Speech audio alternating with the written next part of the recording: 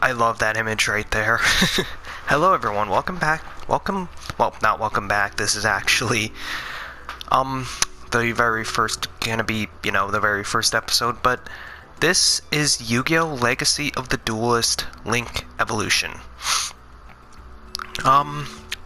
Quick little disclaimer before we start this. I actually recorded a lot of this Let's Play up to people who are familiar with the series past the Duelist Kingdom arc in the original Yu-Gi-Oh! However, I feel like since people are gonna be watching this series for the first time who possibly are interested in Yu-Gi-Oh! But are trying to watch this series off, to get a sort of tutorial, I feel like the first episode of the series, and even subsequent episodes, didn't really do a good job of explaining mechanics found. Or really, do a good job of trying to guide people through playing the game. So, I'm going to be keeping my original recordings because with some duels I just don't want to do them over again. Or, as other duels, I feel like I just got such a good hand and did a really just boss job that I just don't want to go back and re-record those segments. So there is going to be some duels where because of that, I'm going to just explain the mechanics before the duels and before the stories. So yeah, I honestly blame this partly due to the fact that I was incredibly sleep deprived when I was recording those duels. So yeah, I got 2 hours of sleep the night before, so just don't do that to yourself. If you're gonna record a Let's Play, make sure that you're at the very least had enough sleep or something like that. But anyway, yeah, this card right here is you're going to be seeing that when we get to the Arc 5 portion, and it is quite possibly one of my favorite cards of all time. Which is funny because it was introduced around the time when my least favorite summoning method got introduced. But anyway, enough dawdling. Let's get this started. And as you can see right here, this is no longer a fresh save file, unfortunately. Yeah, that's the unfortunate thing. I wanted to do this all in a fresh save file, but I'd rather, try and give people the correct information before continuing on. So, yeah, as you can see, I have over 50% of the campaign done. Well, nearly 50%, I should say. Everything else, not really that much done. I only went through the tutorial portion. And this right here is going to be explained another time when we encounter, it for the first time. So around the Mako Tsunami duel. You don't know who that character is yet. Or maybe you do, but anyway, yeah.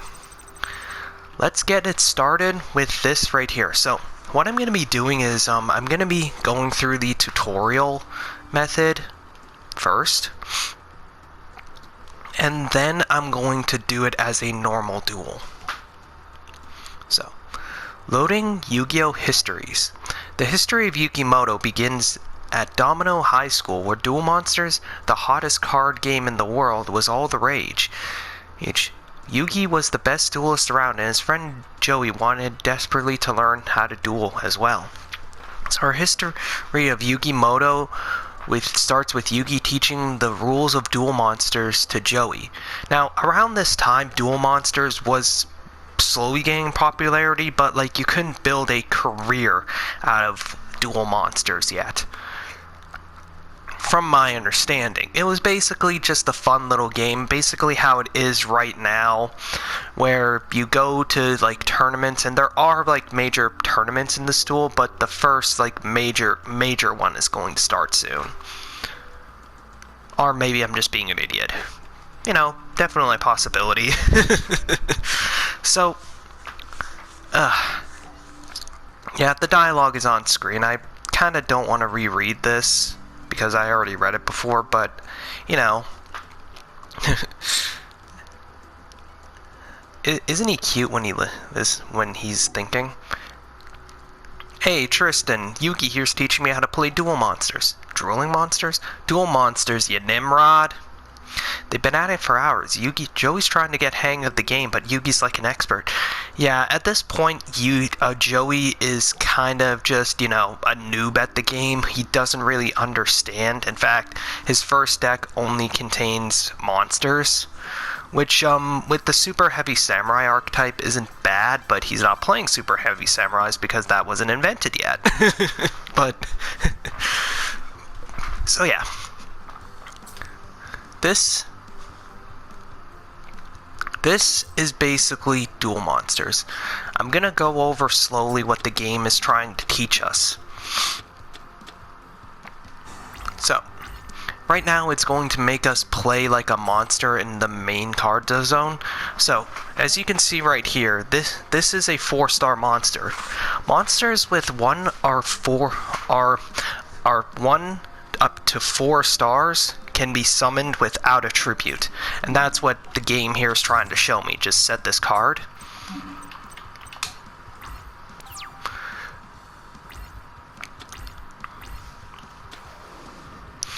And as you can see right here, Joey's monster, it has less attack points than my defending monster's defense points.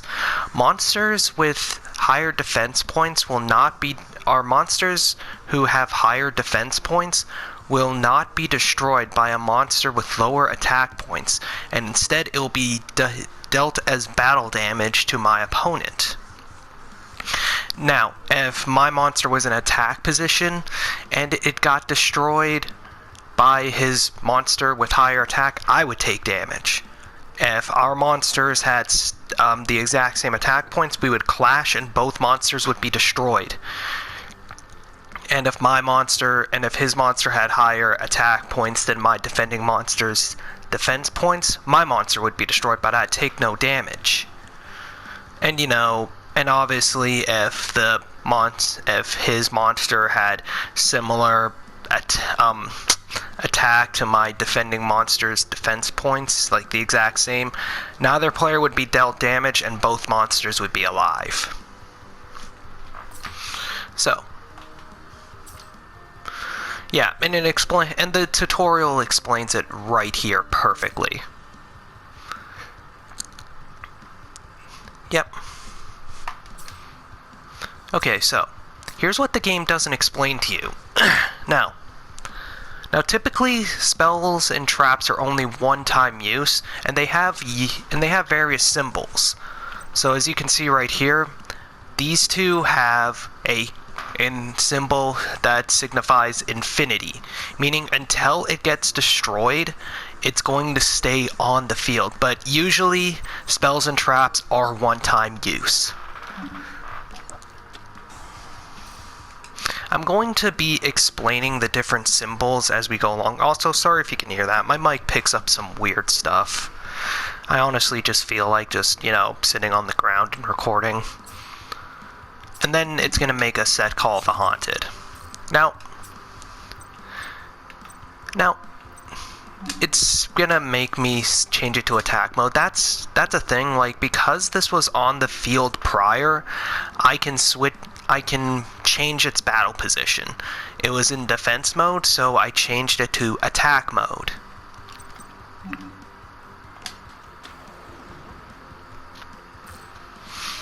And then, you can only summon a monster, normal summon a monster once per turn. Special summoning is different, which is something that we are going to go into at a later time.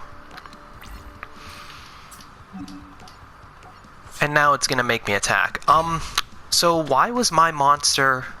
Alright, so why was my monster over when, as you can see right here, its usual attack points are 18? Well, that's because of Banner of Courage's effect. It increases all my monsters by 200 during the battle phase only.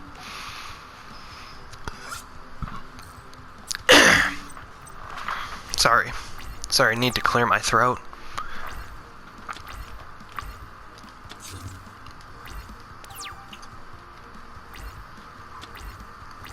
Okay. Now during this turn up till now, you only use level 4 or below.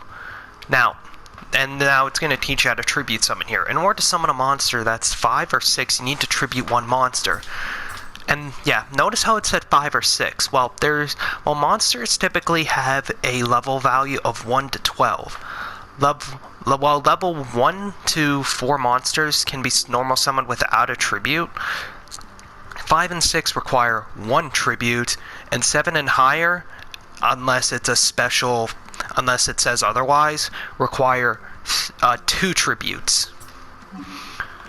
And now it's going to make me choose Ninken Dog. Now, I unfortunately can't explain what every single card in the game does. Okay, and as you can see, but I'm going to, at the very least, explain, the general mechanics of what is a normal monster, what's an effect monster, versus what's an effect monster, the summoning conditions and whatnot. As best as I can. I'm gonna be getting some things wrong, I guarantee you, and you are gonna see me misplaying a whole bunch, especially around the Pendulum Saga, and because though that's a monster archetype that I'm not familiar with. But as you can see right here, this one right here, indicated by a yellow barrier, is a normal monster. Normal monsters typically have no effects. There's nothing special about them. Grava Crush Dragon is an effect monster. Effect monsters are indicated by an orange barrier. And they have, and instead of some little bit of, flavor text, they have, effect of basically, what it says. So, Grava Crush Dragon allows me to send a continuous spell card, again, as indicated by the infinity symbol. Right there. That's, continuous. And so, I can then target one monster my opponent controls and destroy it. Now, let's bring Call of the Haunted back. So yes. So spell cards are indicated by, I'm pretty sure it said this in the tutorial, but spell cards are indicated by a green barrier. And if the condition applies for it, you can use it just straight away, no questions asked. Whereas trap cards, they need to be set the turn prior before they can be activated. So yeah, Call of the Haunted was set before, so I can special summon Ninken Dog. It's going to make me click yes. And as you can see, this right here is a quick play spell called Rush Recklessly. Spell speed. I'm going to explain spell speed another day, since I don't want to overwhelm people with mechanics, and same with quick play spells. I'm going to be explaining them another day, since I feel like I've already just overloaded with mechanics and whatnot. So yeah.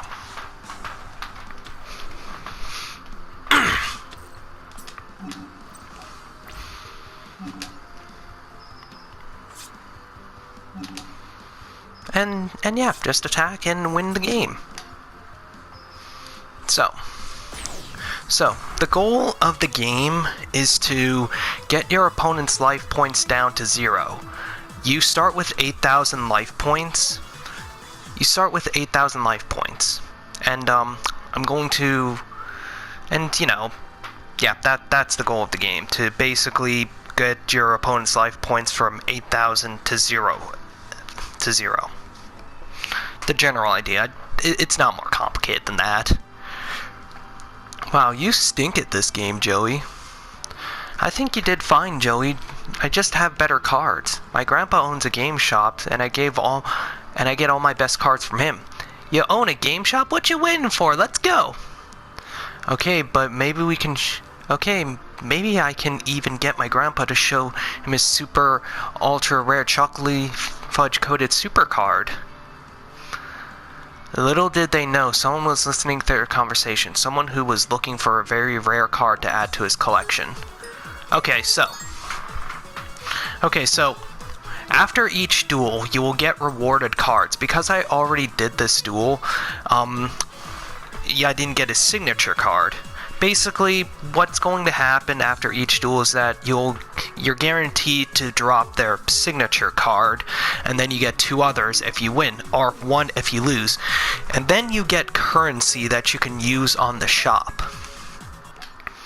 So, and yeah, just go down here, click the shop icon, and there we go. I have all of them unlocked, and I actually am going to be going through the shop another day. So, yeah, not right now, just another day. Alright, sorry about that cut. I was kinda just rambling off like an idiot, but basically, after you beat the tutorial duels, you have an option to play them as a regular duel. So, yeah, let's do that. I'm gonna skip the tutorial. So, you have an option between choosing between a story deck or a user deck. I'm going to choose a story deck.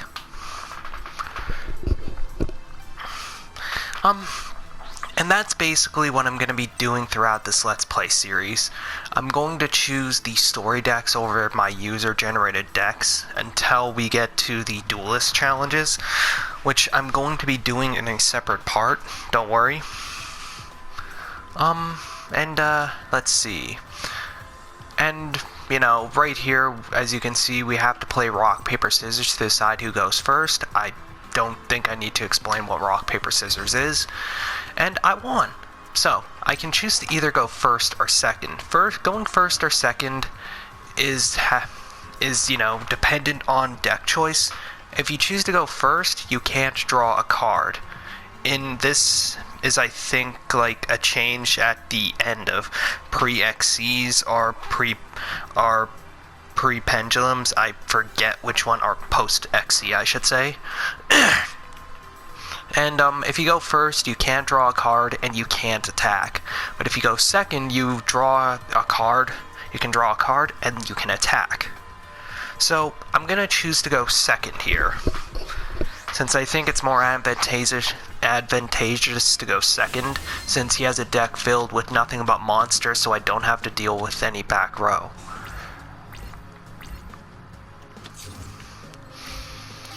Okay.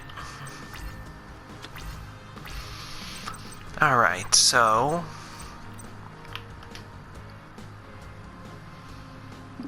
I'm going to activate Swords of Concealing Light here. Actually, no. I'm going to activate Shard of Greed first. And I'm going to activate Banner of Courage second. Next up, I'm going to summon Breaker, the Magical Warrior. Breaker's effect is that it gets a spell counter on it, and then its attack increases by 300. And in addition, it will go to 200 now. No? Ah, jeez, yeah. Snowman Eater. I unfortunately have no monsters now.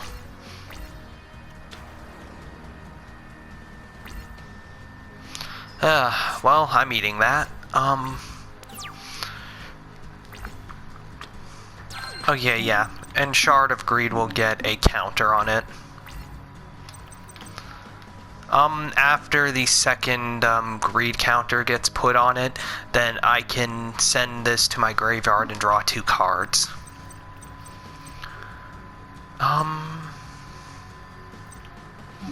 I'm going to activate Sword of Concealing Light here to change all my opponent's card effects to 0. And I noticed how this says when. Ugh. There's a big thing in Yu-Gi-Oh! About when versus if effects. I'm gonna go into that in a different part. Let's see. I actually could have attacked over him and done some damage, couldn't I have? Oh well. Oh, that's another thing I just realized that I almost activated this by mistake. That's something you need to be careful of with quick play effects. Quick play effects, unlike other, like, well, again, I'm gonna go over this, but the only thing you need to know about quick play spells is that, right now, is that they can be activated during your battle phase. So you need to be careful about that. I'm just gonna set this. Another thing, well, actually, I'm gonna go over quick play spells right now. Since, you know, the topic is now being brought up, so quick play spells, unlike normal spells, can be activated during your opponent's turn. So that, yeah, that's another thing about spells. They can usually only be activated during your turn. But quick play spells are unique, where they can be activated during your opponent's turn. And another thing about quick play spells too is that they can be activated during the battle phase, like traps can, whereas other spell cards cannot. So yeah, just something I feel like I should let you know. Okay, and he chose not to attack. Alright, Shard of Greed, it now has 2 spell counters on it. I'm going to send it to my graveyard and draw 2 cards. Ooh, Mirror Force, nice. This was actually a really powerful card back in the day, and it was, and the ban list is something that you don't have to worry about if you're playing this game, but the only thing that, you know, this information is mostly for returning veterans who are watching this series. Mirror Force was actually at one point limited to 1, and at one point banned, because of how powerful it was. Of course, nowadays, it's actually pretty weak, but back then it was powerful, and I'm going to be getting a lot of use out of it. So, I'm actually going to tribute my monster, and summon Grava Crush Dragon. So I'm going to activate its turn.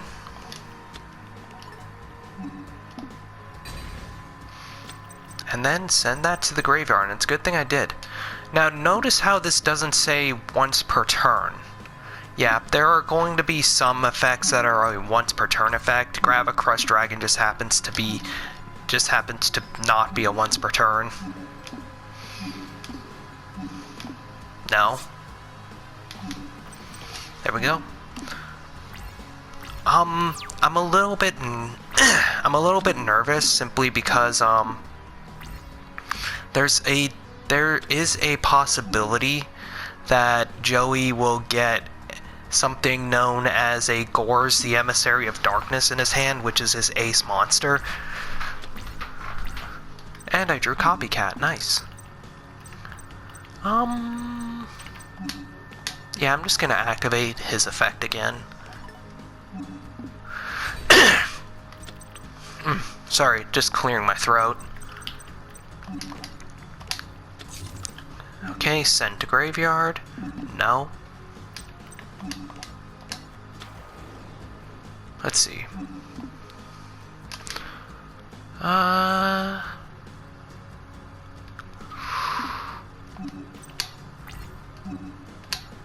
You know what? Fine. I'll activate it on you. I almost ended my turn there. That would have been awful. Yep.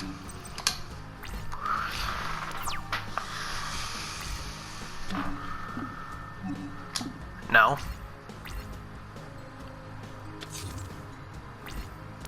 Okay.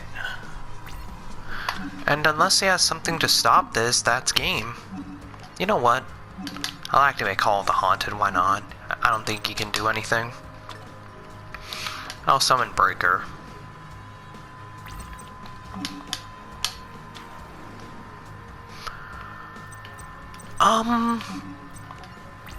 Yeah, I don't think anything in this deck can really stop this, yeah.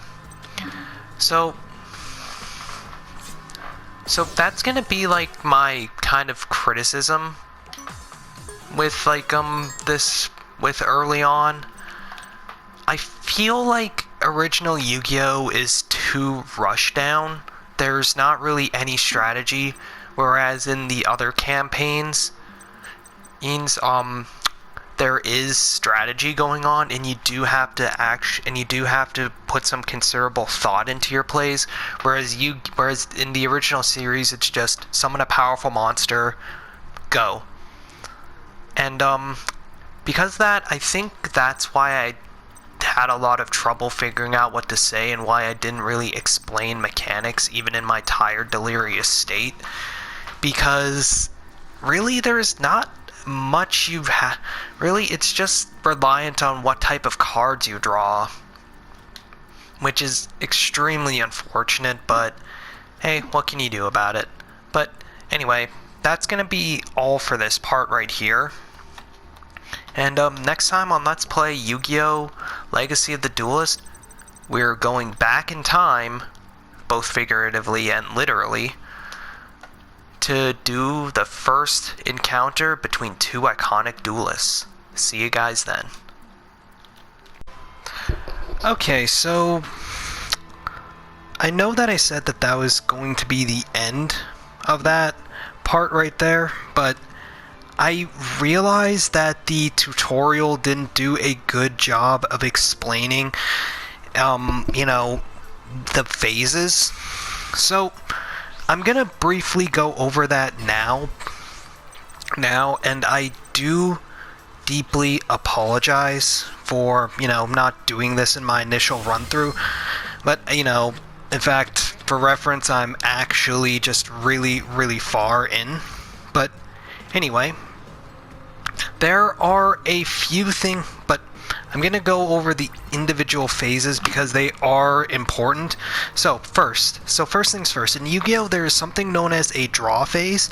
That is where you draw a card from your deck. I go over what, what happens when you run out of cards in your deck and you no longer have a card to draw in a later part, so I'm going to go over it then.